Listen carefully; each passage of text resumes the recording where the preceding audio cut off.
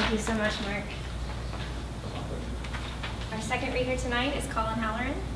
Colin's debut collection, Memoir-in-Verse, shortly thereafter, recounts his experiences serving on the front lines of Afghanistan and the impact those experiences had on his return to civilian life. It won the 2012 Main Street Rag Poetry Award and was a Massachusetts must-read book of 2013. In addition to teaching, Halloran leads workshops and lectures on the relationship between writing and conflict, in particular, working with veterans with PTSD, a group that includes himself. His acclaimed second collection, Icarian Flux, explores his life with PTSD through experimental narrative and form, metaphor, and persona. He lives in Boston and is currently working on an exhibition of paintings that explore the veteran suicide epidemic. Colin, thank you.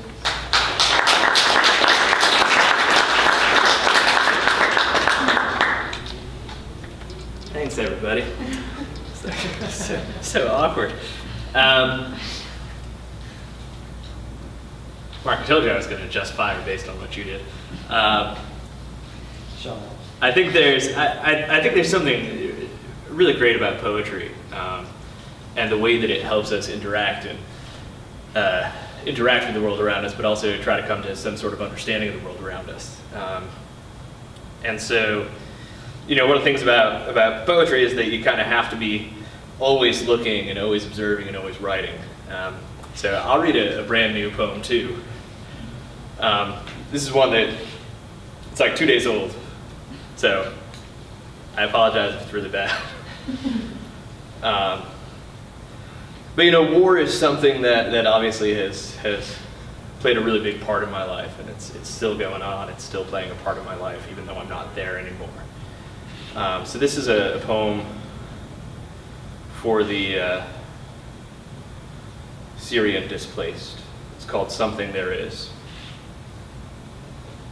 We've built these walls before, parceled out lands we don't understand, don't own, don't know. We've built walls to hold them in, whoever they may be today.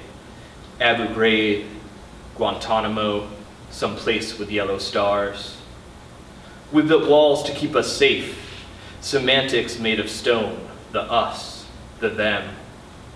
We've built these walls as definition, as dynasty. Qin Shi Huang and Hadrian still standing. We've built these walls before, but not the water cannons, to remind those waiting to cross of who they lost along the way. We've built these walls before, but we forget and build again the same wall, a new them who once were us. We've built these walls before.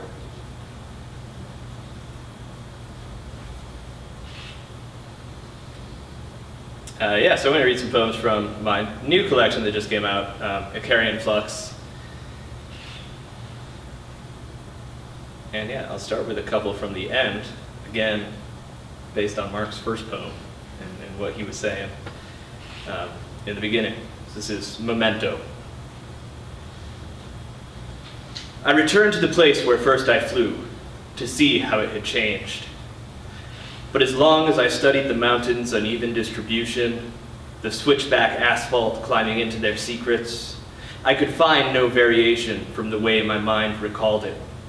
But that feeling, or maybe an idea, that it was not in fact the same, continued to tap my shoulder, hunched as it was in determined frustration, contemplation. I wished I'd known cartography. I wished I'd brought a camera that first day and prints in scaled down mirrored understanding on this one. I wished and wished and cried out and wished. I demanded the landscape reveal itself to memory or reshape itself to fit. I demanded its secrets. I demanded from the ground, from the sky I issued ultimatums. I waited for all the varying lights of day to hit, for all the seasons to enact their variations, but still the landscape looked the same, though I knew, in fact, that it was not.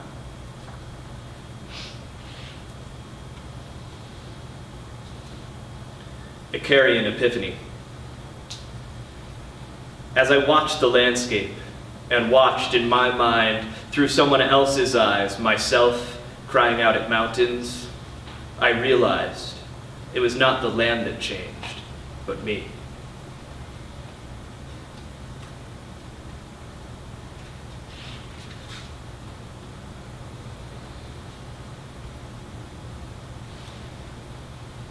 Trapeze. I suppose it started at the circus, if things must have a start. There, under canvas canopies, watching trapezists swing and soar and hang for a moment, neither rising nor falling between perches. But what if they continued onward in their arcing, rather than continue the rhythmic back and forth, arabesque birds in a candy-striped cage, cutting arcs from perch to perch, mirroring the curve of a small boy's wondrous grin.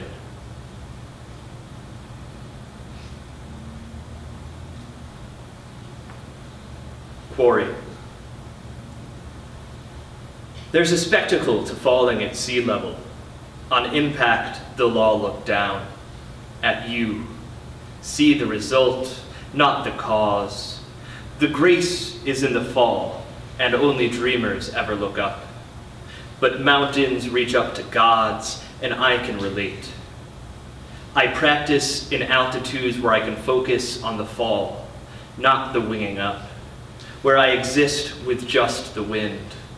Following crags like road maps, I see quarries, where machines made by men harvest mountains grown by gods, like grains grown by fields are harvested by men, like men's dreams grown by boys are harvested by gods.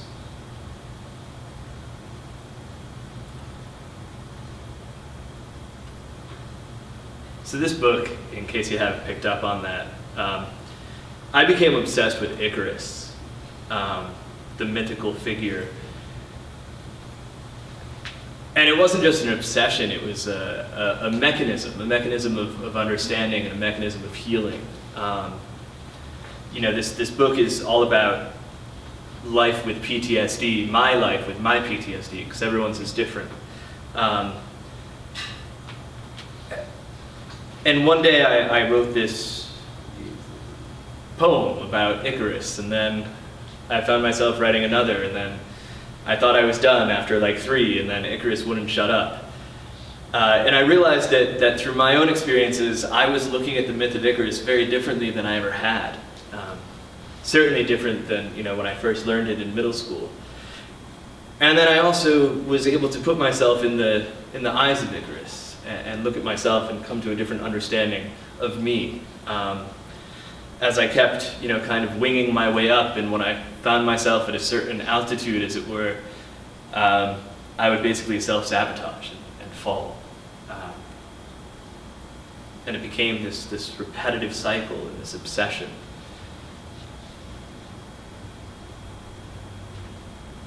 That's all I have to say about that. This is Interstate Icarus. As I follow the pavement eastward, up mountains, I'm driving on the tops of trees. I challenge the glow on the other side to rise and meet me. And as I find the hint of its intentions, captured in cirrus and nearly eye level, I ease off the gas and slow my inevitable descent. Apollo's embrace. Maybe it wasn't about the flying at all. Maybe not even the fall. Maybe I just wanted to burn, not with envy of the gods as some suggest, but melt flesh from bone, the way feathers fell from once hardened wax. Incinerate. Leave no piece of me here on this earth. Let ash drift through space and burn once more should it try to reach back into atmosphere.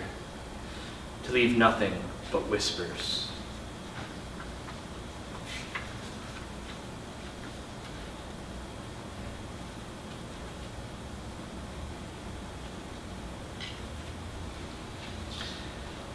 Yeah, I put these tabs in and then I just ignore them.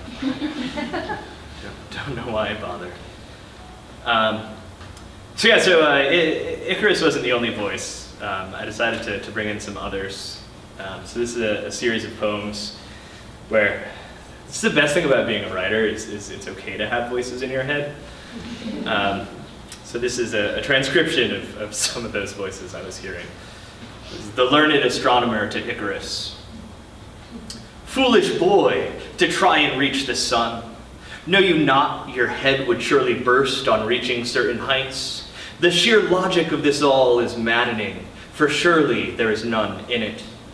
No azimuth could be found by bird or man to reach so-called Apollo, for now we know that he is simply flame and gas. Had you spent your time away from dreams and kept your nose in books, astrolabes, kiblaos, dioptre, left your thoughts to physics as your father so insisted, you may have learned his crafts and lived to read the stars, looking up instead of reaching, failing, falling. The incredulous English teacher to the learned astronomer. Old fool, have you never heard of metaphor? Or in your great mind and hall are stars only ever just that? Put down your ancient instruments and see the world for what it is, and more. Trees are children, and children are stars, and how many really know how hard it is to shoot an albatross? The rose was so much more to Burns, and Dante never went to hell, or paradise for that. Let Icarus speak to challenging gods, to unheeded words, to hubris, and let us misuse that word each day, for words like objects can be twisted and used for what they're not. Let symbols thrive outside mathematics, dissections live outside your labs. Take a scalpel in your mind, slice pages, words, and tales. Beneath that ink are worlds defined, as lava lurks neath shale. The poet to the incredulous English teacher. Must it all be metaphor and moral because the plowman kept on plowing? Does the father's heart not shatter with the spine of his fallen son? Let Icarus not be reduced to metaphor because you have not striven for the sun, have not given yourself over completely to gravity and wondered at forces not your own. Let Icarus fly, if not to the sun through our minds, let him give us something to watch from Carnarvon's ramparts, a dark streak up through stratus-ringed blue, barely tainted by his unmet downfall, taking us away from the routine of this sleepy seaside town. Let Icarus fall, through time and back. Let us gaze in awe as he tumbles, a heap of melted wax and feathers, and boy.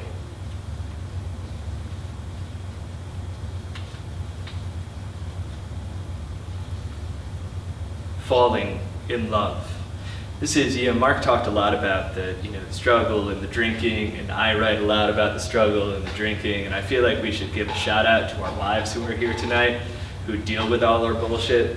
I don't normally write love poems, but this was an attempt. It was falling in love.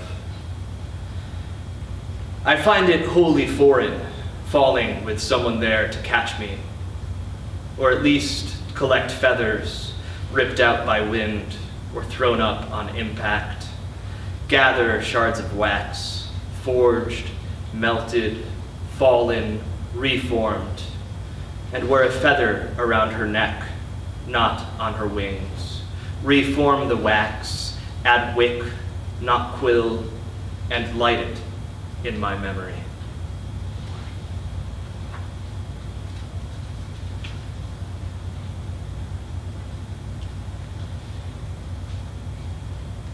Descent. Life is little more than attempt and attempt and attempt at recapture. To find once more, to grasp that first moment of being. Descent. So we trace, retrace, repeat, and dive to fall once more to existence.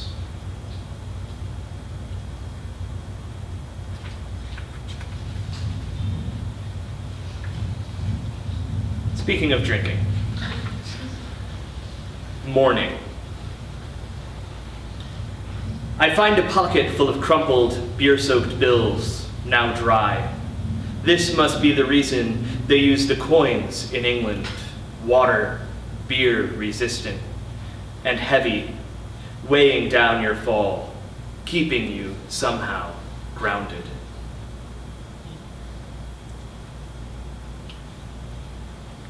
Rainfall. The thing about falling in rain is that you're not alone.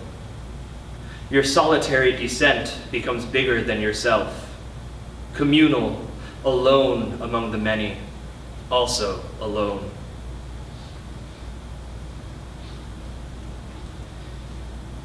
This next poem was probably the hardest to write in the book. Not just like emotionally, but physically, because I was in a mental institution. And the worst thing about being a poet institutionalized is that you can't have sharp objects like pens or pencils. And it makes it very difficult to write poems. So this is Icarus institutionalized. They say I'm crazy, but there's a quiet beauty in wanting to be something you don't understand. Don't we all want to leap, not to land or crash, but for that moment, suspension between jump and fall, where we wait to see if we can soar or drop.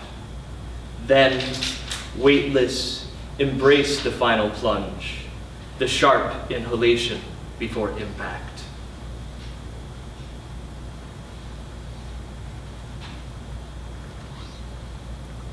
Rainfall 2. Tears cannot be seen, for they too will fall.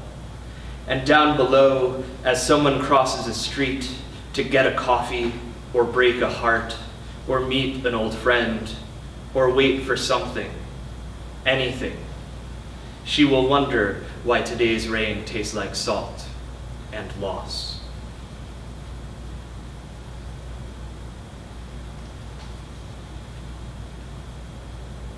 Flying blind.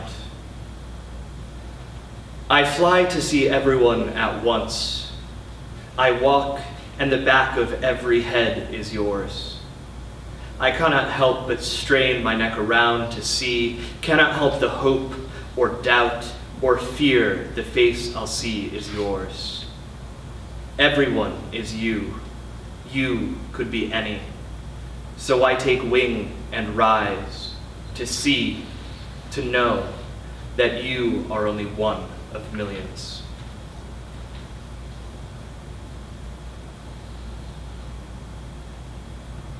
The poets are weird, and we do things differently.